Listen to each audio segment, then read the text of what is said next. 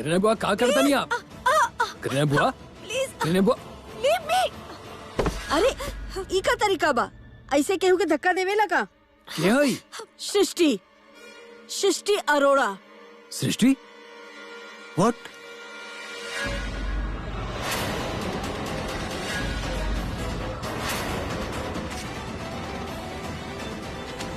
ई पॉइंटर्स के कोनो फायदा नहीं है।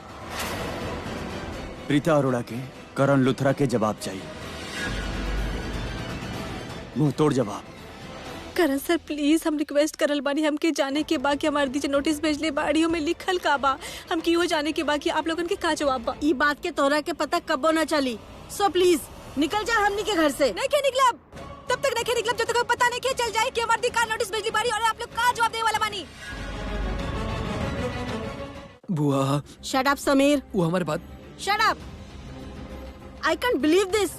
हम कबू सपने में भी न सोच ले रानी समीर, एगो लड़की के वजह से तो आंसू बही बा। बुआ आप समझे के कोशिश करे कि सृष्टि का कहे के चाहती है। एजा कोनो चोरी करे ना आइल रहे, खाली नोटिस के बारे में जाना आइल रहे। बुआ ई बात तो उस सबके सामने कहलस, सुन ली हम तो तोहरा से डिसअपॉइंटेड बानी। तू उन लड़की के सपोर्ट करता रही, ओकरा के बिलीव करता रहा, ओकरा के साथ देता रहा। बुआ हम ओकर साथ नहीं देत, बस ओकर दिल बहुत ज्यादा दुखल बा, ऐसे वो रो पड़ल और हमरा बिल्कुल भी अच्छा ना लगल। तोहरा के अच्छा ना लगल? हमरा के एगो बात बतावा, तू काहे रोआ तारा? मतलब का बा एकर? मतलब कुछ नहीं के बुआ, हमार दोस्त थी और ओकरा रोते देख हमरा भी आंसू निकल गए। तो हमरा के बेवकूफ समझेला समीर? हम ऐसे हम अच्छा तरह से जाने ली कि सृष्टि सिर्फ तोहार दोस्त ना बा, दोस्ती से ज्यादा बा। बुआ आप यकीन। समीर हम तोहरा के पहले भी वार्न कैले रानी, अब लास्ट वार्निंग देता नहीं। उ लड़की से दूर रहा, ओकरा से बातचीत करे के कोनो जरूरत ना बा, बुआ ओकरा से कांटेक्ट रखे की कोनो जरूरत ना बा। अगर एकरा बात तो ऐसा कुछ भी कैलस ना समीर, तो हम कुछ ऐसा कर बैठा जे तू सपने में भी ना सोच सकेला। ना बुआ प्लीज बुआ ऐसा कुछ मत करे। हमार यकीन माने कि हमार और सृष्टि खाली खाली दोस्त बानी और एक अच्छा दोस्त बानी। अब हमार बात समझे की कोशिश तो करें। का समझी समीर? कि ठीक बा, तू ई कह चाहता रहा कि सृष्टि एगो अच्छी लड़की बा, उ ऐजा खाली लीगल नोटिस खातिर आइल रहे। उ ई जाना चाहता रही कि उ लीगल नोटिस में का बा, राइट? ठीक बा, हम तो हर बात मान लेनी। सृष्टि ऐजा उ लीगल नोटिस खातिर आइल रहे, उ जाने चाहत रही कि उ नोटिस में का बा, पर एकर मतलब ई बिल्कुल बना बा समीर कि उ प्रीता अरोड़ा एगो अच्छी लड़की बा। उ हमनी के साथ अच्छा करे की कोशिश करता रही, नहीं उ हमनी के साथ गलत करता रही। इतना विश्वास करनी सब लोग, और उ हमनी के साथ ई सब कैलस। उ हम लूथरास के बर्बाद करे चाहता रही, और हत्ता ई बा कि ओकर फैमिली के भी ई बारे में कुछ ना पता बा, काहे कि उ ना चाहत रहली कि केहू भी ओकरा के रोके। प्रीता बहुत बुरा करत आ रही हमनी के साथ। हमार एगो बात की जवाब दा समीर, तोरा के का लागता प्रीता हमनी के साथ गलत करत आ रही कि ना? हमार एगो बात अच्छा तरह से सुनला समीर, जब तक ई सारा में सॉल्व ना हो जाला तू ई कमरा में बंद रहा, ऐजा से बाहर निकले की कोशिश भी ना करवा। ऐसा प्लीज ऐसा मत करे बुआ। हम हमरा के बाहर आवे दिया, हम कुछ ना बोले, एक शब्द ना बोले। आई स्वेयर हम कुछ ना बोले। हम अच्छा तरह से जाने नहीं समीर, ई तू ना बोलेला, ई तोरा अंदर जो उस मिडिल क्लास लड़की के खातिर फीलिंग बना उ बोलेली। बुआ हम आपके कह चुकल पानी कि हम खाली Enough, सिर्फ और सिर्फ समीर। दोस्त बानी। Enough, I don't care right now. तू ई कमरा में बंद रही बा, ऐजा से बाहर निकलब भी ना, जब तक हम ना कहब। प्रीता या ओकर फैमिली के साथ कांटेक्ट करे की कोशिश भी ना करबा। ऐसा कुछ भी करला ना समीर जे हम ना चाहेनी, तो तोहरा खातिर बहुत बुरा हुई। बुआ प्लीज ऐसा मत करी। बुआ हमारी बात सुनी। बुआ हम कुछ ना बोले, आई स्वेयर। बुआ हमरा के लॉक मत करी, करने हुआ प्लीज हमरा के लॉक मत करी, हम ऐसा कुछ ना करें। बुआ प्लीज हमारी बात सुन ली। बुआ आप प्लीज दरवाजा खोली। बुआ प्लीज करना। बुआ डैम। सॉरी सृष्टि, हम तार कौन हेल्प ना कर पानी।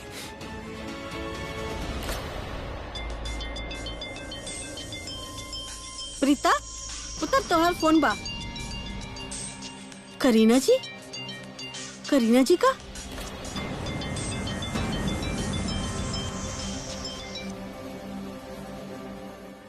Hello. What hello? Sad news Preeta Arora, तोहार प्लान फेल हो गई।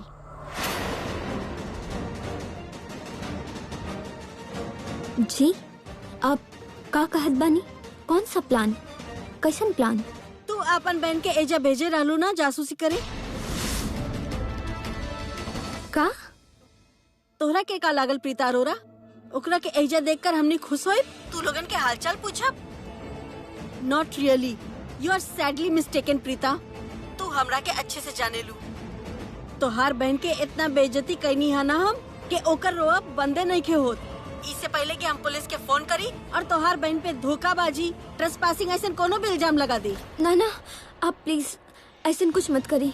तू इहे वक्त एजा आवा और अपन बहन के एजा आके लेके जा। हम बस वहाँ पहुँचे थी वानी। का भइल पुत्र? ये लड़की बिना दिमाग खराब बा एकर, बिना सोचे समझे कुछ भी करेली। उठा के कहूँ में पहुँच अरे जावेली। बात का भइल बा प्रीता? दिले ना प्रीता! सीक्रेट। भगवान जाने का भइल बा, हड़बड़ी में भागत जाता। अब पता बका, ये घर में सब लोग बदल गए हैं। राखी आंटी आप, दादी, करण सर आप, ऋषभ जी आप, सब बदल गए हैं। ऐसा लग रहा है अपन ही घर में आके पराया हो गए हैं। आपन ही अपन के दिल तोड़ देले हैं। बात दिल तोड़ के नहीं है सृष्टि। तू सब ऐसे बोला तरू क्या कि तू खाली आपन दुख महसूस करा तरू। तू हमनी के दुख तो जन्मे ना कैलू, हमनी के सच्चाई तो तू जन्मे ना कैलू सृष्टि। और सच तो बा कि हमें से हर एक इंसान कोनो ना कोनो बात लेके हट बा। दिल हमनियों के दुखल बा। हमके ना लागत बा कि यहाँ पे जे भी लोग बा उनके पास कोनो दिल बा, और अगर दिल बा भी तो में दर्द ना गुस्सा बा, वो बिना मतलब के। बिना मतलब के? पता बता और बहन हम सब के कहाँ भेजे चाहता रही? नहीं मॉम, आप एकरा के कुछो ना बताइबू। ऊ नोटिस में का लिखल बा केहू ओकरा के कुछो ना बताई। काहे कि ई हमनी के मुंह से जाने चाहता रही कि ऊ नोटिस में का लिखल बा, का पॉइंट्स बा, कौन से पॉइंट पे हमनी के ज्यादा डर लागेला। फिर ऊ पॉइंट जाके अपन बहन के बताई और ई लोग काउंटर नोटिस भेजिए। ये प्लान बना तोहर, लेकिन तोहरा के ई नोटिस में का लिखल बा हम ना बताई। पर हाँ, तोहर कुछ गलत फहमी हम दूर करे चाहता नहीं। तू का कहलू कि प्रीता ऋषभ के अपन बेस्ट फ्रेंड समझेली, करण से बहुत प्यार करेली, भाभी के अपन मॉम मानेली। हमार मॉम जब भी दर्द में होली तब प्रीता दौड़ो दौड़ो आवेली ओकर हेल्प करे। हाँ, ये कहले रहलू ना। इतना प्यार करेली तोहार बहन हमार फैमिली से। तो एगो बात के जवाब दा, शादी के बाद तोहार बहन के प्यार काहे ना मिलल हमनी के फैमिली से?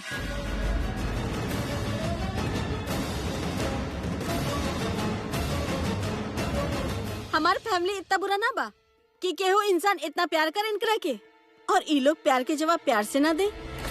ये तुम सोची करी ना मैम, ऐसा का भइल बा? हम समझावता नहीं। तोहार बहन हमनी के फैमिली से कबो प्यार ना कैली, कबो उनकर इज्जत ना कैलस, कोनो परवाह ना बा उनकर। तोहार बहन तो अपन मतलब के वजह से एजा आवत रही। ऊ करण से शादी करे चाहत रही, ई घर के बहू बने चाहत रही, और ई प्रॉपर्टी पे ऐश करे चाहत रही। बस ये चाहत रही तोहार बहन। हमार फैमिली तोहार बहन के ठीक से समझ ना पैलस, लेकिन जब लीगल नोटिस आयल ना तो ई बात अच्छा तरह से समझ में आ गई। ई नोटिस में दिख गई तोहार बहन के प्यार, ओकर आपनपन, ओकर इज्जत, सब कुछ। बार बार आप लोग ई नोटिस का जिक्र करल बानी कि हमके बताई कि नोटिस में लिखल का बा। ई तोहरा के केहू ना बताई। वैसे भी तू अपन घर जावे वाला बा ना, अपन बहन से पूछ लिया ई नोटिस में का लिखल बा। वैसे भी हम तोहार बहन के फोन कर देनी हा, ऊ कोनो भी वक्त ऐजा आवत हुई तोहरा के लेवे। करना माँ बाप दी के फोन काहे करते नहीं, वो ऑलरेडी तो स्ट्रेस में है। आपके प्रीता के यह ना बुलाओ चाहत रहे। तू एकरा के सपोर्ट करा तारा? हम अपना आप के सपोर्ट करते हैं बुआ, हम अपन साइड लेते हैं। अब जानता रू ना कि प्रीता अरोड़ा से हम नफरत करते नहीं, ओकर चेहरा नहीं देखे चाहत। वो लड़की जो हमारे फैमिली के बर्बाद कर डालस। Why did you call her here?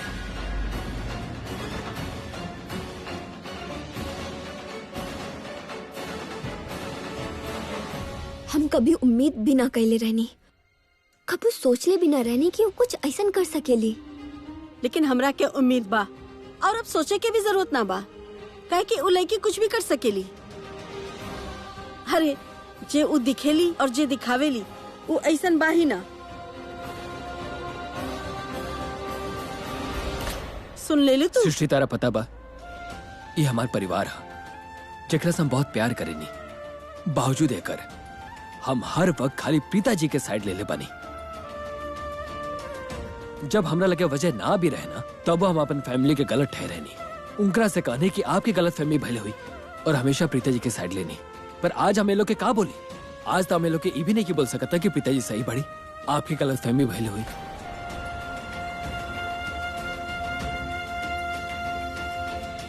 सुन ले लू तू, ई घर में केहू भी तोहार बहन के चेहरा न देखे चाहता रहा, और ना ही तोहार। सो निकल जा हमरा के घर से, लीव। करना बुआ, एक मिनट। सिस्टी प्लीज, अच्छा हुई तू एजा से एबरा चल जा। तू भी बहुत हर्ट पड़ू और हमने की भी ऑलरेडी बहुत हर्ट बनी। प्लीज इट्स अ रिक्वेस्ट, बात और ना बढ़ जाओ ऐसे, प्लीज इट्स अ रिक्वेस्ट।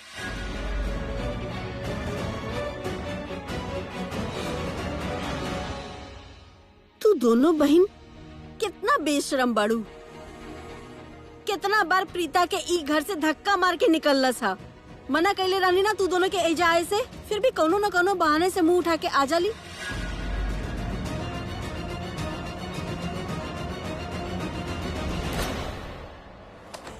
लागता ऐसे ना मनबू तू, तोरा के घसीट के धक्का मार के ई घर से बाहर निकाले के पड़ी। करना बुआ, ना करना मैम, प्लीज प्लीज हमके जाने के बाद करना मैम करना ना, प्लीज मत कर, हमारा हाथ छोड़ी। करना मैम प्लीज बताइए, प्लीज प्लीज प्लीज।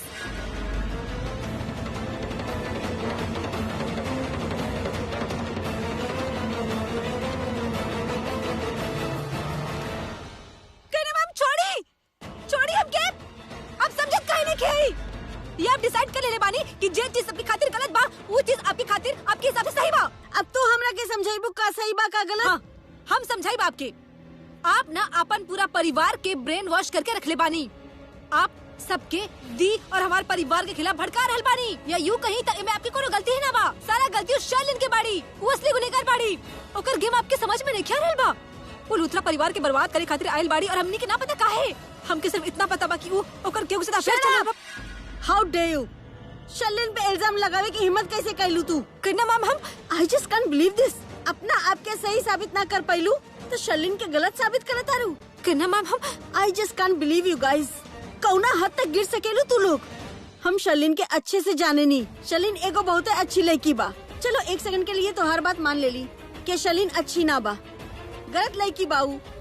और तोहार बहन एगो अच्छी लड़की बा। फिर भी अगर इस सब के शादी करवावे के होत ना, हम शर्लिन के ही चुनती। काहे कि ई दुनिया में हम सब लड़की पे बिलीव कर सकेनी, सब पे विश्वास कर सकेनी, लेकिन तू दोनों बहन के ट्रस्ट ना कर सकेनी। अब हमार फैमिली के बारे में सोचब बंद करा, शर्लिन पे इल्जाम लगावा बंद करा और निकल जा हमारे घर से। जस्ट गेट आउट ऑफ हियर। नहीं निकला, नहीं निकला हम। Get out. छोड़ी। तोरा के मना कैले रहनी ना लूथरा हाउस आवे खातिर। आई कहा हमारे घर में? हाँ, हाउ डे यू? बोलने रहनी ना, आई डोंट केयर। तोहार हिम्मत कैसे भइल ऐजा आई की? तू अरोराज लूथराज के बर्बाद कर देलू हा। कितना बुरा कैलू तू अरोराज हमनी लूथरा के साथ। कितना ट्रस्ट कैले रहे सब लोग तोरा पे।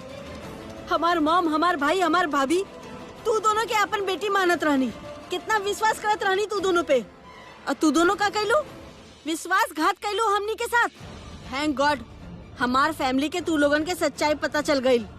तू लोगन के असलियत पता चल गई। कहले रहनी ना तोहरा से लूथरा हाउस में कबो ना आई। काहे आइलो आइजा? निकल जा हमनी के घर से। सृष्टि दी,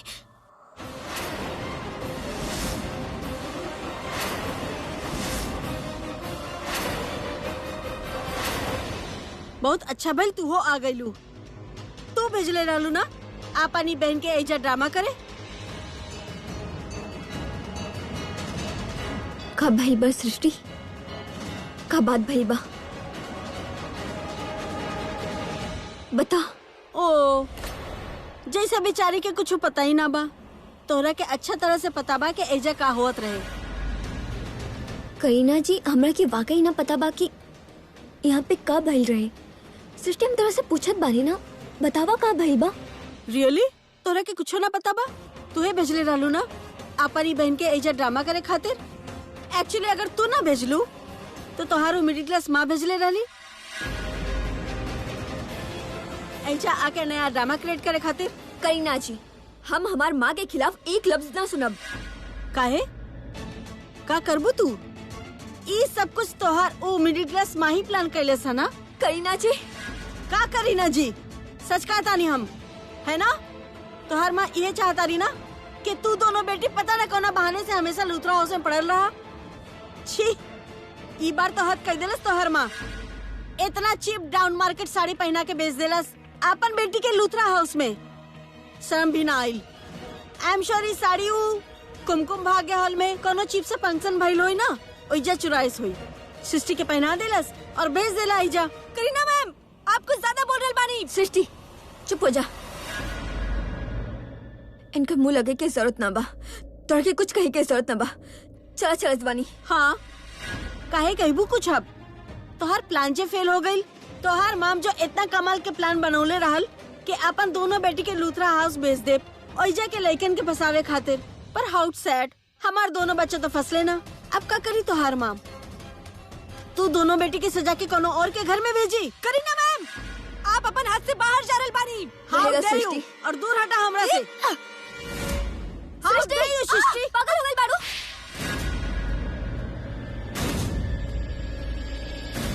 कहनी ना हम तोहरा के सवाल ना लड़ावे खातिर, चुप रहे खातिर, अपन बड़े बहन की बात ना सुनबो। चला ऑटो में बैठा।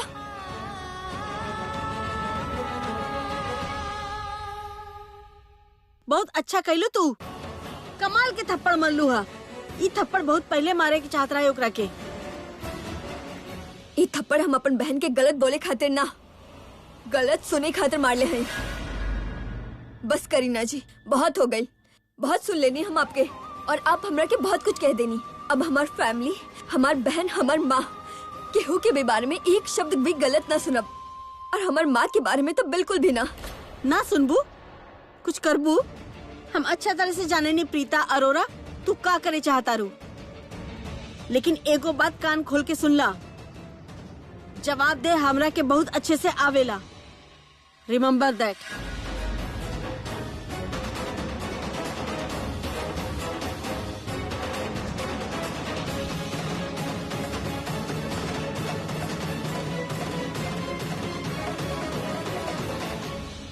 कौन जवाब की बात करत है? खैर,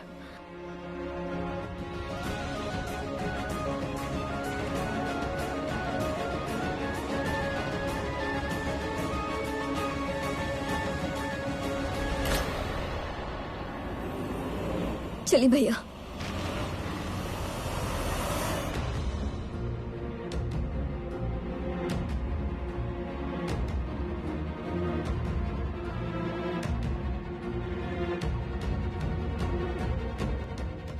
हम समीर के कमरा में बंद कर देनी, ऐसा ना करे चाहता नहीं हम, पर का करी, बचपन से जाने नहीं ओकरा के, जाने नहीं बहुत इमोशनल बा। दिल से सोचेला, दिमाग से ना। सृष्टि के ई सारा नाटक, ई सारा ड्रामा ओकर नकली आंसू देख के ऊ पिघलत रहे, इमोशनल होत रहे, ओकर आंख में आंसू रहे। बस बहुत हो चुकल, बहुत रुला लेस अरोराज हमनी के पूरा फैमिली के।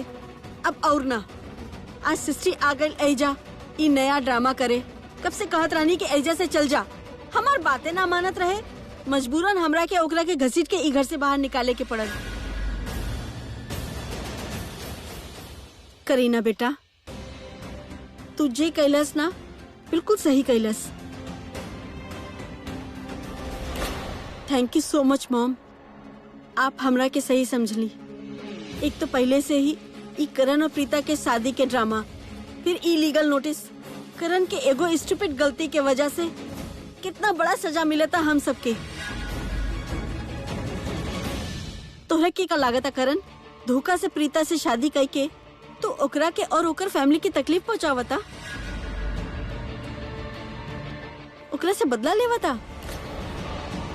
नहीं करण, वो तोहरा के और तोहार फैमिली के तकलीफ पहुंचावे चाहता रही। हम सबसे बदला लेवे चाहता रही। ये खातिर सृष्टि के एजा भेजलस भेस बदल के जासूसी करे ताकि ओकर उ बहन पता कर सके कि हम आगे का प्लान करतानी, कि सृष्टि जाके उ मिडिल क्लास लड़की के बताए और फिर उ लड़की कोनो और प्लान करे, कुछ और बड़ा। आई जस्ट कांट बिलीव वो हमार पूरा फैमिली की जेल भिजावे चाहता रही। मॉम ई उम्र में जेल जाती, ई बात हम कबो बर्दाश्त न कर पाए। करीना बुआ ऐसा कुछ ना हुई, कबो ना हुई। तोरा के ई कैसे पता हम सब? ना दे इसमें। एकर सिर्फ एक के सोल्यूशन बा करन, तू शादी कर ला।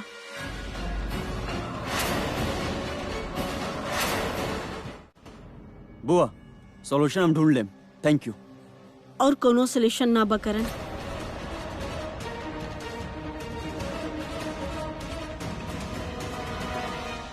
सॉल्यूशन चाहे कुछ भी होके, प्रीता जौन कुछ भी कहली ना अच्छा ना कहली। प्रीता बहुत सारा ऐसा चीज करेली जे ना करे के चाहत रही, लेकिन वो फिर भी करेली। हमने के एक्सेप्ट कर लेवे के चाहिए कि हमने प्रीता नाम की लड़की के जाने नहीं ना।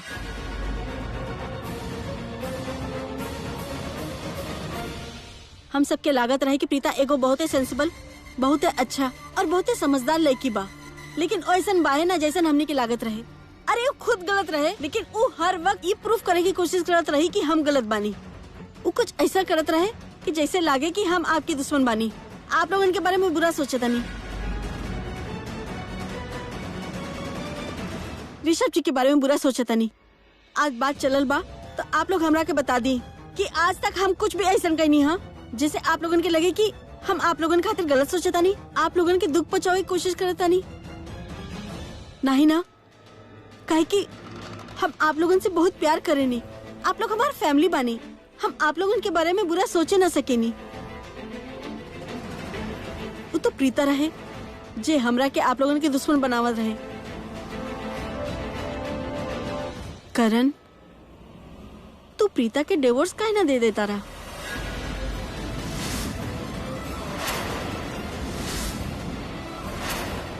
बुआ आप ओके, वी हैव मीडिया। अब लोग प्लीज एने आ जाइए। Hello everyone, good morning, good morning. Thank you so मच फॉर कमिंग। तो दोनों अपन कमरा में जा, प्रेस वाला आ गई बाड़े। और करण, प्रीता के बात हम बाद में करब, पहले एक प्रेस कॉन्फ्रेंस हो जाए। कम।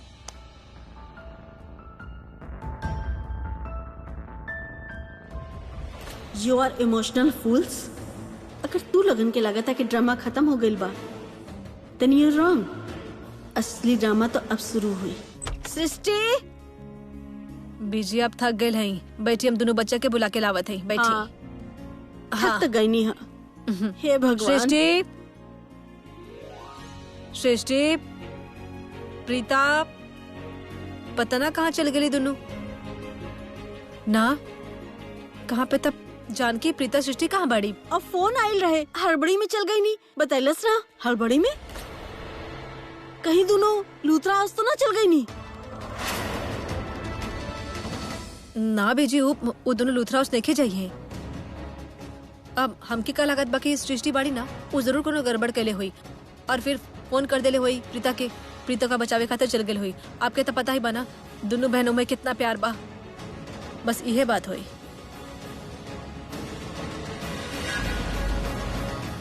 Good morning everybody. Thank you so मच कि आप लोग अपन कीमती वक्त निकलनी और आज यहाँ पर हमनी के म्यूजिक वीडियो लॉन्च में नहीं, सो थैंक यू। वो रिपोर्टर कहाँ रह गई? हम स्पेशली ई कॉन्फ्रेंस खातिर ओकरा के बुलाल रहनी।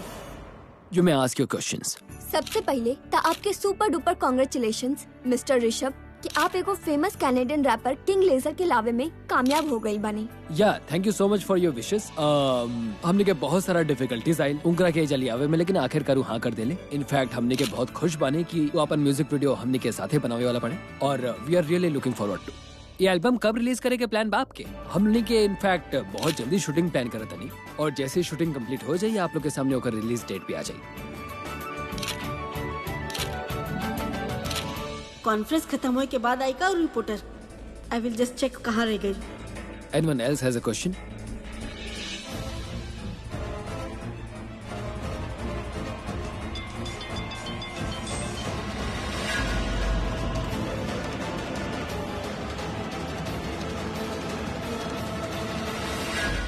थैंक गॉड, फाइनली हमार मास्टर ब्लास्टर आ ही गई। आई एम सॉरी गाइस, हम क्या में तनी लेट हो गई। ट्रैफिक के तो आप सबके पता ही है। जी जी जी मालूम बा, please. So mister Rishabh Luthra, हम क्या आपसे दो सवाल करे क्या। पहला, किंग लीजर जेका साथ आप म्यूजिक एल्बम करे जा रहा है, उनका कहे के ई है कि करण लूथरा आपके म्यूजिक एल्बम में शामिल होके चाहता, का ई सच है? जी एब्सोल्युटली। एक क्रिकेट टूर के दौरान उनकर मुलाकात करण से भइल रहे और म्यूजिक वीडियो में हम सिर्फ 10 सेकंड खातिर बानी शुरुआत में। व्हाट? वो मात्र 10 सेकंड खातिर? आई मीन आप उनका एल्बम में काहे ले रहा है? Because I am not a professional dancer यार। हम डांस सिर्फ खुशी खातिर करे नहीं, दैट्स इट। तो पर्सनल खुशी तो शादी में भी होला। बाय द वे, आप डांस के लिए रहली आपके शादी में?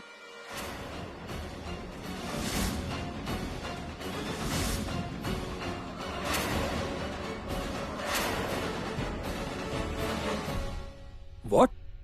ये कैसे सवाल पूछे तनी आप? ओ आई एम सो सॉरी, हमके लगल आपके फैमिली के पता चली गई हुई और करण लूथरा ही कॉन्फ्रेंस में मौजूद है, तो हमके लगल आप रिवील कहिए दिल हो खब कि आपके मैरिज हो चुकल है।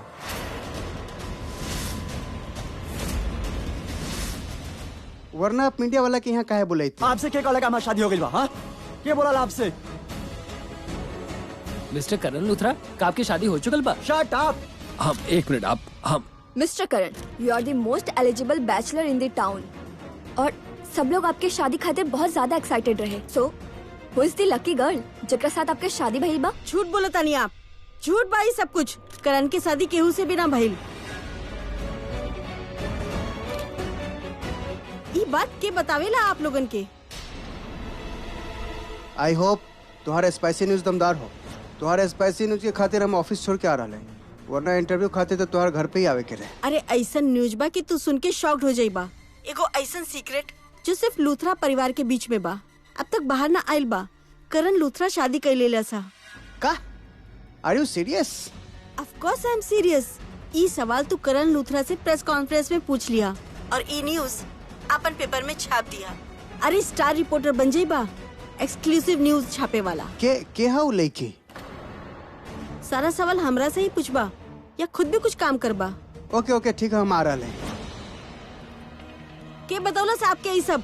आप कुछ बोलत काहे ना है? हमार बात के जवाब दा मिस्टर नीरज।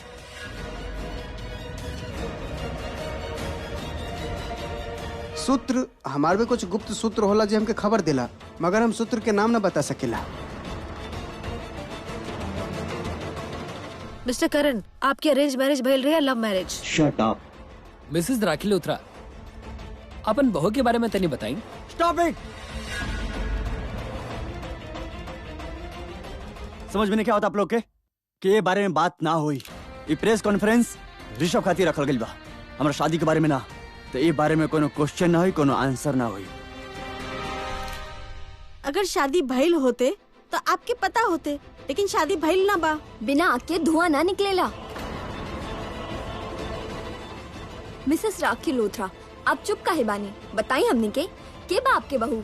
देखिए, आप हमारी बात सुनी। आप आज करण के बारे में कोई सवाल ना पूछी। अगर आप लोग करण के बारे में जाने का चाहता नहीं तो एकरा खातिर हमने क्या सेपरेट प्रेस कॉन्फ्रेंस ऑर्गेनाइज करम जा। आप लोग पर्सनल क्वेश्चन मत पूछिए, it's a request please. Luthra family इतना बड़ा न्यूज़ खबर मीडिया के काहे ना बतैलस? ऐसे छुप छुप के शादी काहे कैले? It's a big news, in fact it's a breaking news.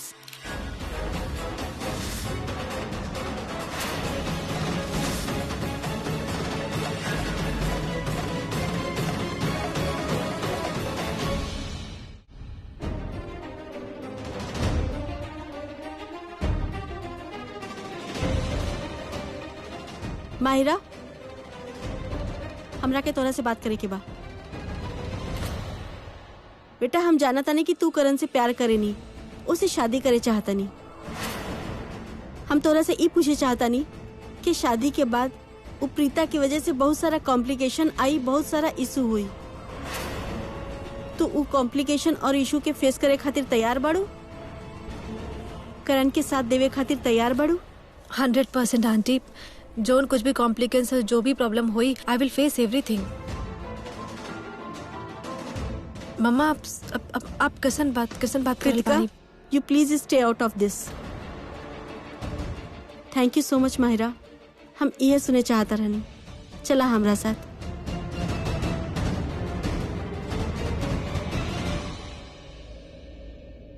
Preeta, कहाँ चल गल रहलू बेटा? सृष्टि कहाँ बाड़ी?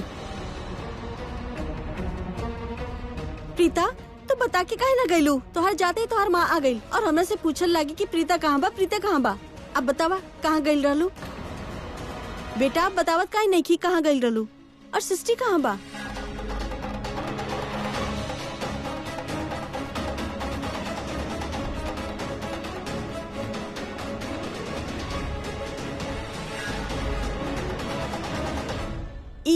ई साड़ी काहे पहनल बाड़ू? फिल्म या सीरियल में काम मिल गई बा का?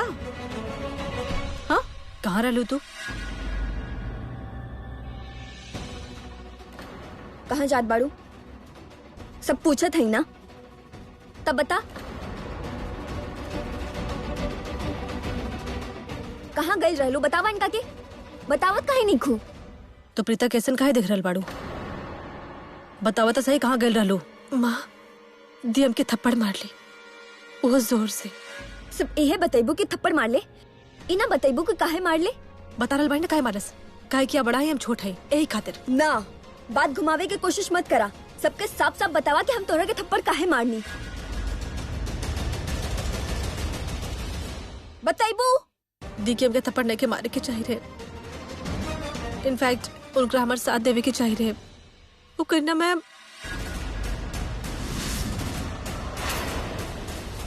करना मैम हमारा हाथ पकड़ के हमके घसीट के लूथरा हाउस के बाहर फेंकत रहली।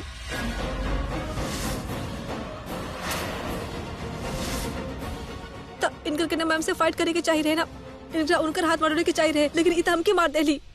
एक सेकंड, का कालू तू? करीना तोहर हाथ पकड़ के तो ये घर से बाहर फेंक ली? तू लूथरा हाउस गल रहलू, वो हमके देखे जाके चाहिए रहे, लेकिन हम तो ये पता करे खातिर गल रहली कि डीजे नोटिस भेजले बाड़ी लूथरा हाउस में, ओमे एक्चुअल में लिखल का बा, जेकर वजह से सब दी से इतना गुस्सा है।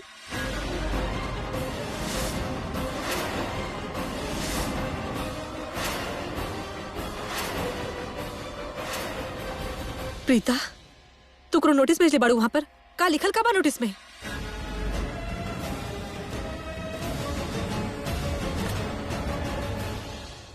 हम कुछ पूछ रहल बानी, तू नोटिस भेजले बाड़ू लूथरा हाउस में, का बा वो नोटिस में?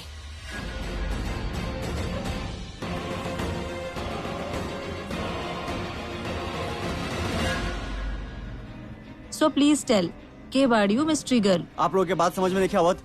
हम आप लोग से करनी ना कि केहू सवाल ना पूछी, प्लीज प्लीज। और आप लोग इतना बड़ा न्यूज दुनिया से छुपावत काहे बानी? मिस्टर लूथरा, एक आखिरी सवाल। करण लूथरा अरेंज मैरिज के लिए या लव मैरिज, ये तो बता दी। अरे लव मैरिज अरेंज मैरिज का होला जब शादी है ना भइल? बार बार एक के बाद काहे पूछत आ रहे आप लोग? हम कहली ना आप लोगन से, करण की शादी ना भइल बा। करण एगो फेमस सेलिब्रिटी बा, लूथरा फैमिली के बेटा बा। अगर वो छुप के केहू से शादी करी तो का आप लोगन के पता न चली? आखिरी बार कहा तानी, करण केहू से भी शादी ना कैले सहा अब तक, लेकिन हाँ बहुत जल्द करण की शादी होए वाला बा।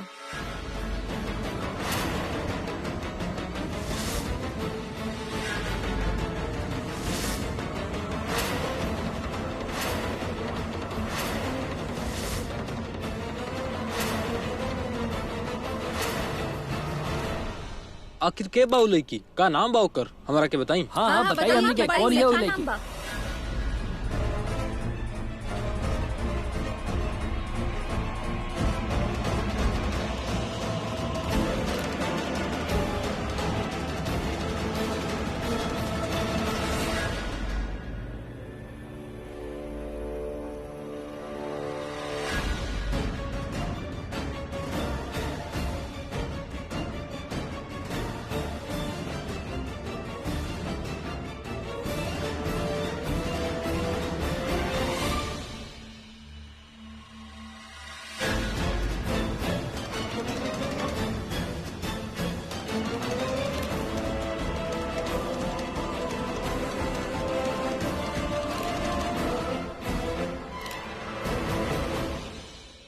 ई बाऊ लड़की माहिरा माहिरा खन्ना।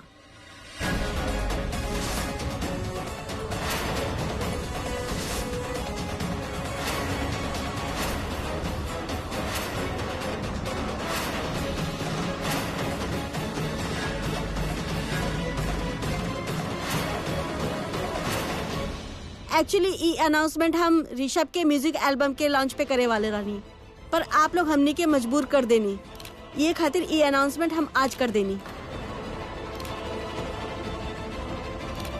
एगो और अनाउंसमेंट करे चाहतानी हम, आज से 3 दिन बाद ई दोनों के एंगेजमेंट बा।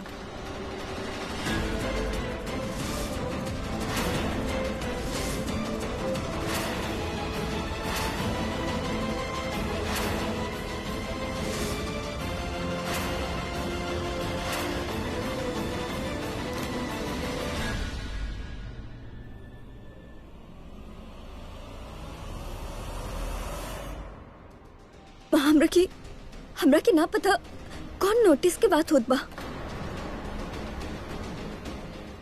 हम कोनो नोटिस ना भेजली। हाँ अच्छा, लूथरा उसमें सब ये बात करल है कि आपको नोटिस भेजले बानी।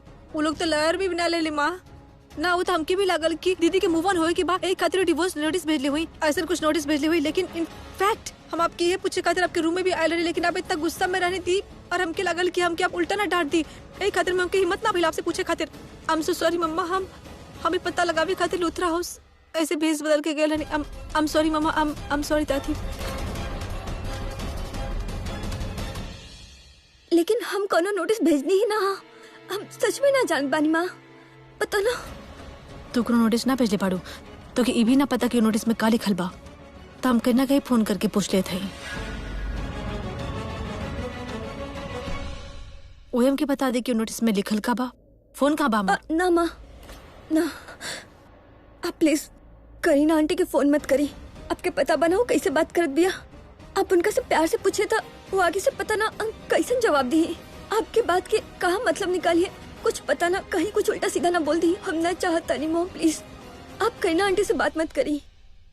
तो क्या अब हमारी चिंता हो रहा बा, और जब हम तो के मना करत रहने कि वो परिवार से कोनो रिश्ता मत रखा, दूर रहो उनकरा से, कहे कि हम जानत रहने कि आगे आए वाला कल का हुई।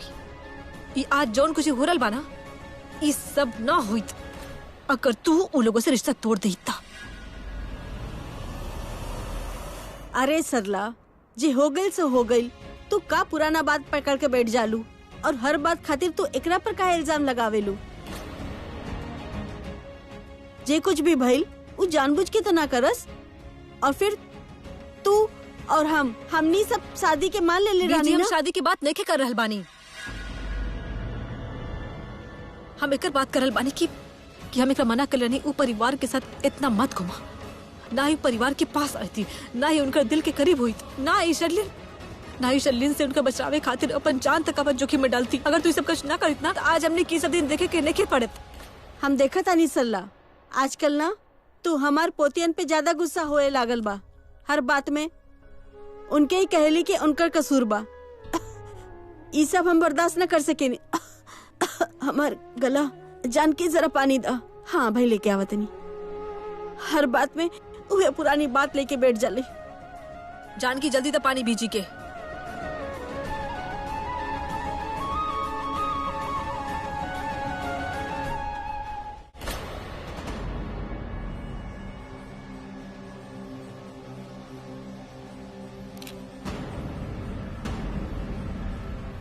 बस आप लोग बहुत पिक्चर क्लिक कर लेनी, कुछ लम्हा करण के एंगेजमेंट खातिर छोड़ दी।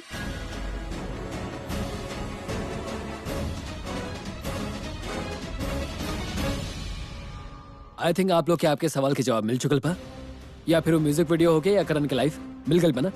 नाउ this press con is over, you may please leave now, please everyone please leave. एगो और रिक्वेस्ट करे चाहता नहीं आप लोगन से। अब तो आप लोगन के पता चल गई कि करण लूथरा माहिरा खन्ना से शादी करा तारा, ओकर केहू और से शादी भइल ना बा। तो प्लीज केहू और लड़की के साथ कुछ मत छपिया। अगर कुछ भी लिखे के बा तो माहिरा और करण के बारे में लिखिया। Thank you so much. Thank you. Thank you.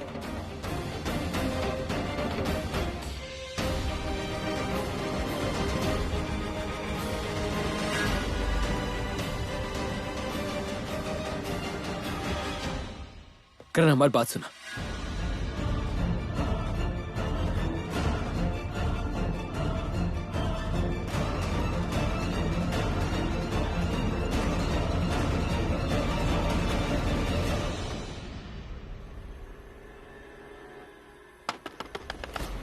Sameer भाई, समीर भाई, कृतिका खोला। सृष्टि कहाँ पर पिया? भाई वो चल गई बाड़ी, लेकिन करे बहुत बड़ बात हो गई बा। आपके ऊपर आइडिया था कृतिका बा। का भइल बा? जल्दी से हमरा के बताओ यार, भाई- हमरा के बहुत टेंशन होता। का भइल बा? भाई मॉम ना मीडिया के सामने माहिरा और भाई के एंगेजमेंट के अनाउंसमेंट कर देले बाड़ी, वो 3 दिन बाद। व्हाट? हाँ भाई, हम के अभी जाके ना करण भाई से बात करे के पड़ी। कब बताऊं एंगेजमेंट के साथ ब्लैकआउट कर जाए। करी ना, हम बात कर क्या बात है।